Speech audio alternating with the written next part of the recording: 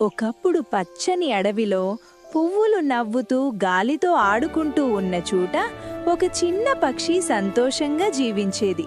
ప్రతిరోజు అది గింజలు ఏరుకుంటూ తన మధురమైన పాటతో అడవిని నింపేది.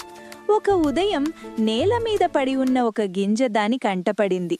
అది సాధారణ గింజ కాదు, బంగారంలా మెరిస్తూ వెచ్చగా వెలిగిపోతూ ఉంది. ఆ గింజలో ఏదో ప్రత్యేకమైన శక్తి ఉందని పక్షి వెంటనే అర్థం చేసుకుంది. జాగ్రత్తగా ఆ గింజను ఒక ఆకులో చుట్టుకుని దగ్గరగా ఉంచుకుంది. అది గమనించని విషయం ఏంటంటే, అడవి పైభాగంలో ఒక పెద్ద నల్ల కాకి అన్నిటినీ గమనిస్తూ ఉంది. ఇతరుల ఆహారాన్ని దొంగిలించడం ఆ కాకికి అలవాటు. ఆ మెరిసే గింజ నాదే కావాలి అని అది మనసులో అనుకుంది. కాకి కిందికి వచ్చి స్నేహితుడిలా నటిస్తూ పక్షిని దగ్గరయ్యింది. మెరిసే వస్తువులు చూపించి దృష్టి మళ్లించడానికి ప్రయత్నించింది.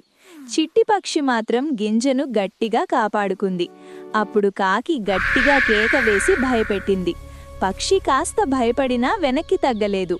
తరువాత కాకి ఏడుస్తున్నట్టు నటించింది. కానీ ఆ కన్నీళ్ల వెనక మోసం ఉందని పక్షికి అర్థమైంది. అయితే ఒక చిన్న క్షణంలో జరిగిన నిర్లక్ష్యాన్ని ఉపయోగించుకొని కాకి గింజను లాక్కుని ఆకాశంలోకి ఎగిరిపోయింది. చిట్టి పక్షి బాధపడింది, కానీ కోపపడలేదు. ఈ గింజ నా కోసం కాదు, అందరి కోసం అని అది నిర్ణయించుకుంది. తన చిన్న రెక్కలతోనే ఆ కాకిని వెంబడించింది. ఎండిపోయిన కొండ మీద కాకి ఆగింది. గింజను తినబోతుండగానే అది వేడెక్కింది. కాకి భయపడి అల్లాడిపోయింది. అదే క్షణం చిట్టి పక్షి వేగంగా దూసుకెళ్లి కాకి ఉక్కును తాకింది. గింజ నేల మీద పడింది. పక్షి వెంటనే ఆ గింజను మట్టిలో దాచింది. అంతే, భూమి కంపించింది. ఒక పెద్ద అందమైన చెట్టు వేగంగా పెరిగింది.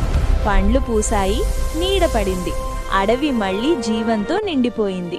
ఆకలితో ఉన్న జంతువులందరికీ ఆహారం దొరికింది.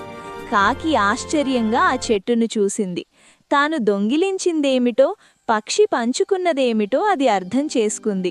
చిట్టి పక్షి చిరునవ్వుతో కాకికి ఒక పండు ఇచ్చింది. ఆ రోజు నుంచి కాకి కూడా మారింది. హీరో అంటే పెద్దవాడు కాదు, సరైనది కాపాడే మనసే నిజమైన హీరో.